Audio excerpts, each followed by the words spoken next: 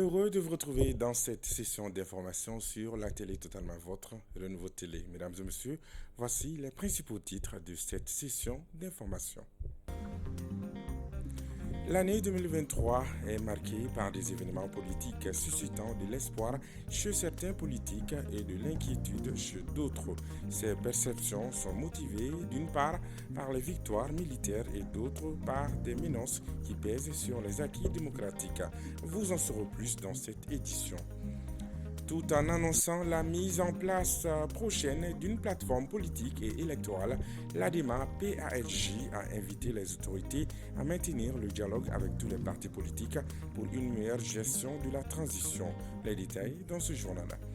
À quelques heures de la fête de 31 décembre ou la fête de Saint-Sylvestre, l'affluence est toujours morose chez les vendeurs de poulets.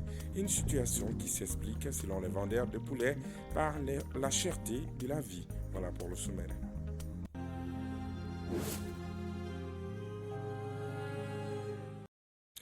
Bienvenue aux informations. La 19e conférence nationale de l'Alliance pour la démocratie au Mali, Parti africain pour la solidarité et la justice ADEMA PASJ s'est tenue ce samedi 30 décembre 2023 à la Maison des aînés de Bamako sous le thème La recevabilité et gouvernance vertueuse, notre nouvelle offre politique.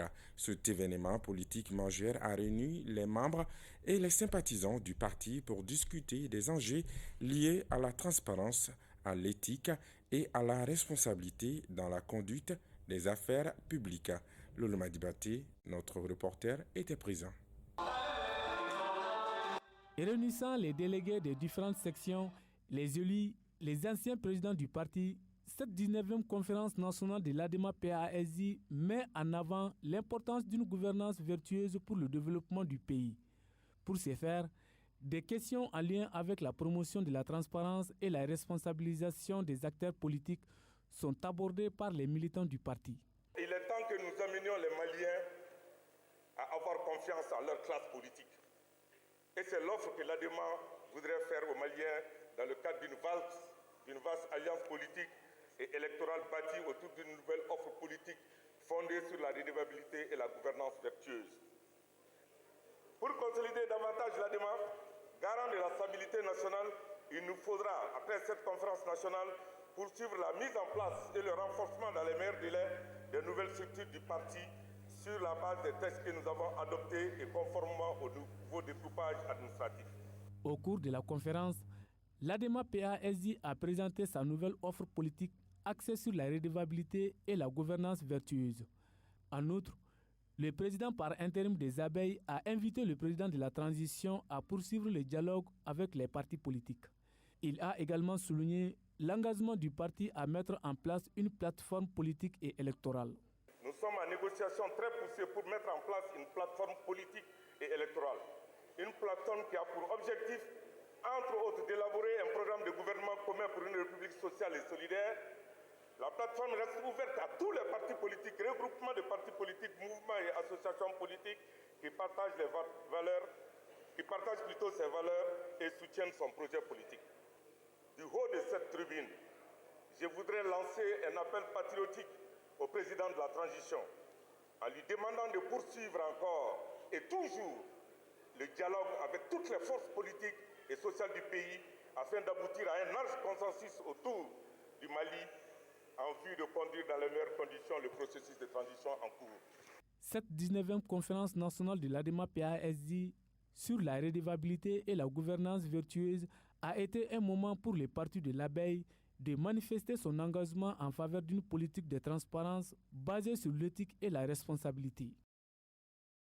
À Mopti, l'Association des jeunes pour la citoyenneté active et la démocratie, AJICAD Mali, a organisé un café citoyen pour l'implication des femmes dans le processus de consolidation de la paix.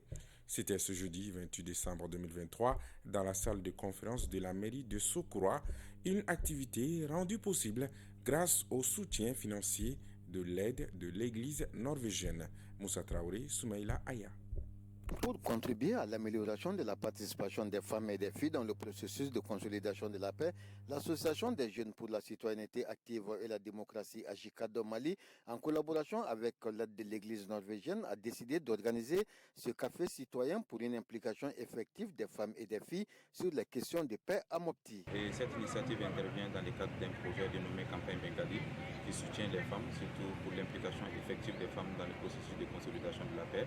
C'est une activité, une troisième du genre, qui intervient dans la même commune de Sokura. Donc l'objectif de ces cafés, vraiment, c'est créer un cadre d'échange où les femmes pourront s'exprimer d'abord, faire des recommandations et surtout des plaidoyers à l'endroit des autorités pour l'implication effective des femmes, mais non seulement les femmes et les jeunes aussi, dans le processus de consolidation de la paix. Cet espace a été une occasion de sensibiliser les femmes, les filles, les acteurs confessionnels, les jeunes, les légitimités traditionnelles et les autorités politiques et administratives sur l'importance de la participation des femmes dans le processus de consolidation de la paix au niveau local et régional, voire national. Ça permet aux femmes de se rassurer, de se redynamiser pour pouvoir mieux contribuer au conflit communautaire et au développement communautaire. Au thème de ce café citoyen, j'ai retenu beaucoup de choses, surtout la place de la femme dans la communauté.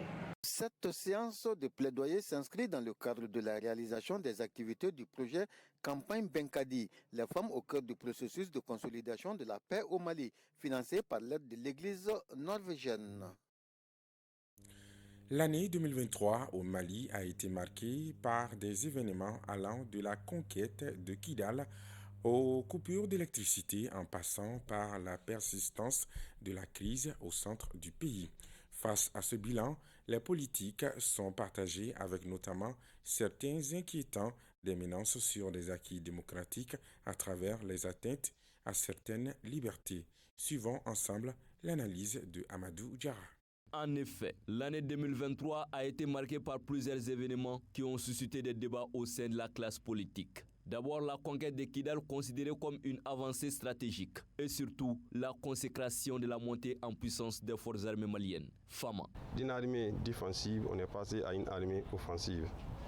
Là, c'est vraiment très très important pour moi. La démarche aussi de remercier les forces onusiennes a fait des tollés, mais globalement, je pense que jusque-là, le pays respire. Sur le plan diplomatique, le pays a rencontré des soubresauts, en particulier les incompréhensions récentes avec l'Algérie pour la relance de la mise en œuvre de l'accord d'Alger. Sur le plan du respect de certaines libertés, des politiques ne cachent plus leurs préoccupations quant à une inquiétude de remise en cause des acquis démocratiques à cause des différentes arrestations. Notamment Rasbach, Mme Vicher et d'autres hommes politiques, des motifs vraiment que nous qualifions en tout cas de notre point de vue politique. Par contre, d'autres estiment que la justice doit faire son travail. Sans pourtant faire des partis pris. Nul n'est assez grand pour le pays. Non. Nous sommes tous au-dessus de ces pays-là.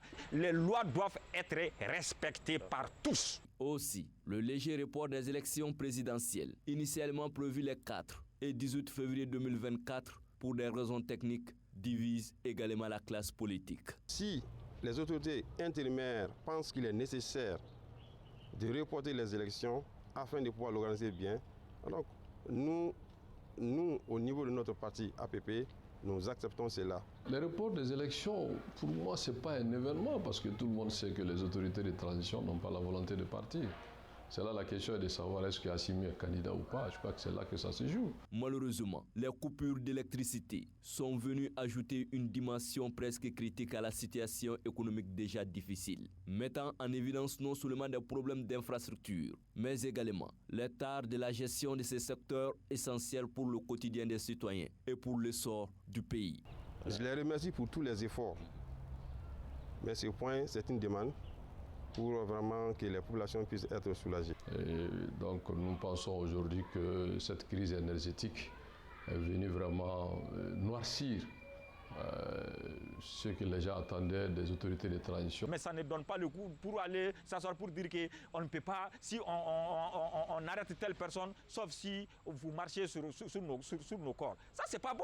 En fin de compte, l'année 2023 au Mali laisse un sentiment complexe, avec d'un côté le bonheur et l'honneur de Kidal reconquis, et de l'autre la souffrance d'un quotidien devenu difficile à cause notamment des difficultés énergétiques et surtout la crainte d'un retour aux années noires de sa privation des libertés. Annoncé par son directeur général lors de la cérémonie de rentrée solennelle, l'Institut supérieur de commerce ISC Business School a signé ce jeudi 28 décembre 2023 une convention de partenariat avec la Fondation Marif de Turquie au sein de son établissement. Compte rendu, Kordoa Dao, Kordoa connaît plutôt et Désiré Dako. Cet accord porte sur 3 points principaux, à savoir une importante réduction des frais scolaires au bénéfice de tous les étudiants du groupe Marif, une facilité d'accès à la Turquie pour les étudiants sortant de l'ISC Business School dans le cadre scolaire, ainsi que le renforcement collatéral de la qualité de l'enseignement. Donc vraiment, vous faites un travail exceptionnel. Je pense que toutes les familles maliennes qui ont envoyé leurs enfants à Marif sont satisfaits et c'est quelque chose d'important et à saluer. Et si ISC Business School a l'opportunité de s'associer avec Marif, je pense que c'est un très grand jour. Je vous remercie pour cette confiance, monsieur le représentant pays. Avec plus de 52 000 élèves et étudiants dans le monde, la Fondation Marif vise par ce partenariat à développer chez chaque étudiant des qualités intellectuelles et culturelles pour la construction d'un monde meilleur. Le groupe Marif a également exprimé son immense plaisir de la réalisation d'un tel accord, tout en espérant le développement perpétuel des relations socio-économiques entre la Turquie et le Mali. Donc ce partenariat amènera donc aux étudiants d'avoir l'occasion de venir dans les différentes universités en Turquie, et également avec ce protocole, nous dirigerons les étudiants aussi vers l'université de ISC Business School. La Fondation Marif, comme vous le savez, est une institution de Turquie chargée de développer l'enseignement à travers le monde. Ils ont choisi ISC parmi toutes les universités maliennes, compte tenu de notre qualité d'enseignement, compte tenu des process mis en place par ISC, pour éventuellement signer ce partenariat, le premier avec une université malienne. Nous en sommes très fiers et très heureux et nous souhaitons par la grâce de Dieu pouvoir honorer cette confiance que nos amis turcs ont placée en nous. Quant au directeur général de l'ISC Business School, il s'est réjoui du choix porté sur son établissement par la Fondation Marif et a rassuré de son engagement à pérenniser ce partenariat gagnant-gagnant. Quoi de merveilleux que d'aller à la beauté à la retraite avec tous les honneurs. 3 cadres du Centre national d'information, d'éducation et de communication pour la santé font valoir leur droit à la retraite après plusieurs années de loyaux services rendus à la nation. Il s'agit de Sekou Baba Traoré, directeur sortant, Suleiman Traoré et Aboubakrin Sall. Comme d'habitude, le dit centre a décidé d'organiser une cérémonie ce jeudi en leur honneur en présence des membres de leurs familles respectives. Oumar Kouita.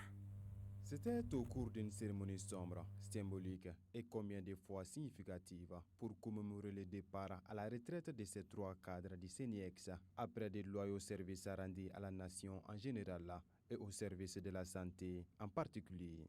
Un moment de satisfaction et de reconnaissance pour ces partants à la retraite.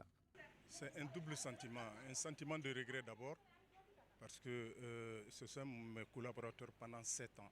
7 ans, c'est pas 7 jours. On a fait beaucoup de choses ensemble. Une vie professionnelle, notamment une vie de communication. L'autre sentiment, c'est un sentiment de joie. Parce que Dieu merci, aujourd'hui, je vais à la retraite en bonne santé. Je suis rentré dans ce service en bonne santé, ou disons pas ce service au niveau du SENEX seulement, mais de façon générale, je suis rentré dans la fonction publique en bonne santé. Ça fait maintenant 37 ans et je suis en train de sortir maintenant, Dieu merci, en bonne santé. L'occasion a été mise à profit par les collaborateurs pour faire des témoignages. Je les ai pratiqués à l'œuvre, pas à distance, mais de façon très proche. On a fait beaucoup de missions ensemble, missions de terrain, et également missions en termes d'objectifs, de défis à relever. Donc je retiens des travailleurs, des hommes engagés, des hommes techniques qui se donnaient à fond pour le pays. Pour sa part, la nouvelle directrice du SENIEX a remercié les désormais retraités pour les services rendus à la nation. Elle a profité de l'occasion pour inviter le personnel à l'union sacrée. Pendant tout le long de la cérémonie, vous avez pu constater tout ce qui a été dit ici. Ils ont fait tout pour le service. Ils ont rendu de loyaux services. Et pour la structure du SENIEX, pour le ministère et pour tout le Mali. C'est à nous maintenant de prendre cet héritage-là et de le rehausser plus haut et que ça brille fort. Des tableaux et une enveloppe symbolique ont été respectivement remis aux personnes qui commencent ainsi une nouvelle étape de leur vie. Par ailleurs, le Lions Club Bamako-Yélé, dans son élan de solidarité, a procédé ce samedi à une remise de vivres à l'Union malienne des aveugles l'UMAV. Objectif, contribuer à l'amélioration des conditions de vie de ces handicapés visuels en cette fin d'année. Compte rendu, Gabriel Keita. C'est dans un esprit de solidarité et d'entraide que le Lions Club Bamako-Yélé a initié cette remise de vivres à l'Union malienne des aveugles afin d'améliorer leurs conditions de vie et de leur donner le sourire en cette fin d'année. C'est une initiative comme tant d'autres initiatives de notre association. Nous sommes une association, comme je venais de le dire tantôt, d'hommes et de femmes qui se sont mis ensemble pour servir, venir en aide à ceux-là qui ont besoin de nous, avec nos moyens et avec notre temps, pour les soulager un temps soit peu. Nous faisons des cadeaux, nous posons des actions pour leur bien-être. Ce geste a été apprécié à sa juste valeur par le président de l'UMAV, qui selon lui sera d'une grande importance pour les bénéficiaires. Ne dit-on pas que le meilleur sport pour le cœur est de se pencher et de donner ce qu'on a, de ce que l'on a. Nos amis lions ont bien compris cet adage. C'est pourquoi l'UMAV se réjouit à plus d'un titre de les recevoir dans le don de traditionnels cadeaux qu'ils ont perpétués il y a plus de 50 ans au nom de l'Union malienne des aveugles, qu'ils en soient remerciés. L'UMAV, quant à elle, donne l'assurance à tous les lions et à tous les bienfaiteurs que bon usage sera fait des dons au bénéfice des élèves et des étudiants de l'Union malienne des aveugles. Nous osons croire que cet engagement qui est continuel des lions inspirera beaucoup d'autres pour venir en soutien afin de pallier aux difficultés dont l'Union malienne des aveugles est en train de souffrir.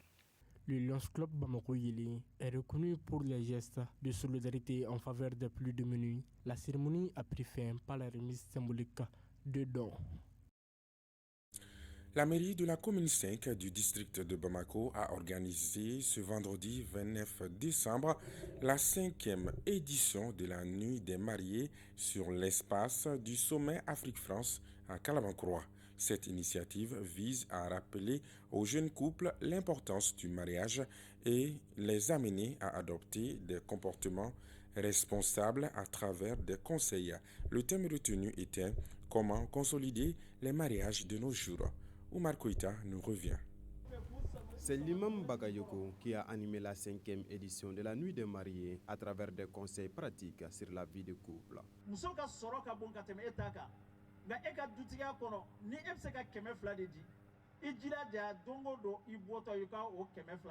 Cette initiative de la mairie de la commune 5 se veut de renforcer les liens entre les nouveaux couples et aussi leur inculquer les principes d'une bonne cohabitation.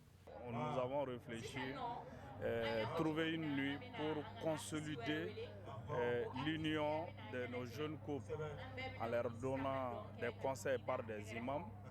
Et chaque année, on le faisait avec notre maman Omondiara, paix à son âme. Donc nous avons jugé nécessaire de rendre hommage à cette brave dame et continuer avec l'événement de la Nuit des mariés. Conscient du rôle des élus dans la consolidation du mariage, le maire de la commune 5, Amadou Ouattara, a invité les nouveaux couples à l'entraide pour surmonter les difficultés. Cette nuit-là est dédiée aux mariés pour que les conseils qui sont prodigués puissent influer sur le comportement des nouveaux mariés parce que les gens pensent que le mariage est facile. Il n'est pas facile du tout. Il est clair que chacun est venu d'une éducation familiale. Il est clair que quand vous mettez ces deux individus ensemble, il faut qu'on puisse apprendre une nouvelle vie.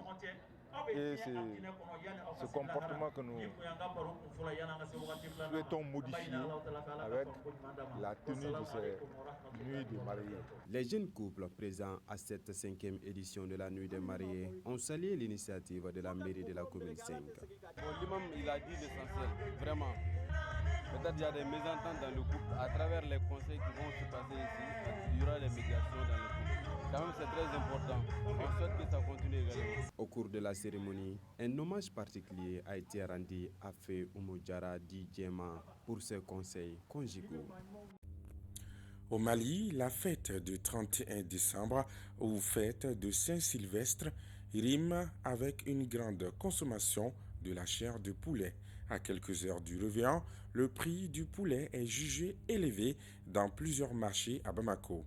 Si les clients se plaignent de la cherté, les commerçants, quant à eux, justifient cette flambée par la cherté de la vie. Notre reporter Bakari MCDB a sillonné quelques marchés de volailles. Suivons ensemble son compte-rendu.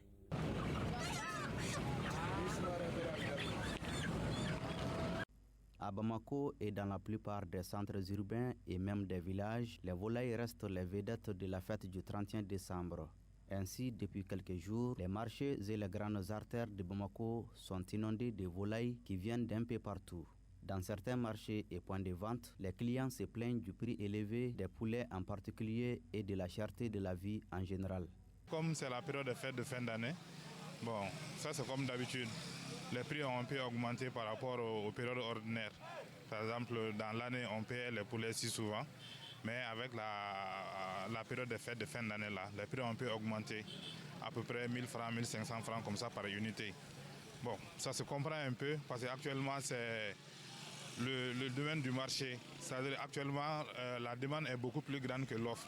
Donc, ce qui fait que les prix prennent un peu de l'ascenseur. Ça se comprend. Malgré leurs prix élevés, les poulets s'achètent comme des petits pains. Du marché de Merinakoura au marché de Yirmadjo, les vendeurs se frottent les mains. Parce que c'est un millénaire, il va se comment nous payer, donc avoir des lénons à blanc. Cette année, le marché est vraiment lent. L'année dernière, au même moment, j'avais déjà plusieurs commandes. Depuis ce matin, je n'ai aucune commande. On se débrouille. Peut-être que les clients viendront après. Il y a toujours des retardataires. Onisi, Farafenche, Pigeon, Camille, Afritaouli, Zozani, Amoulou Befere. La période où nous sommes maintenant là, c'est un peu difficile.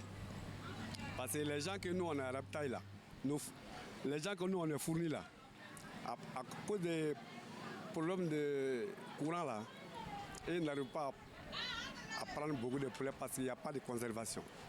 Le courant coupe. Donc cette année le marché est un peu bas, c'est ralenti. C'est ralenti par rapport à ça quoi.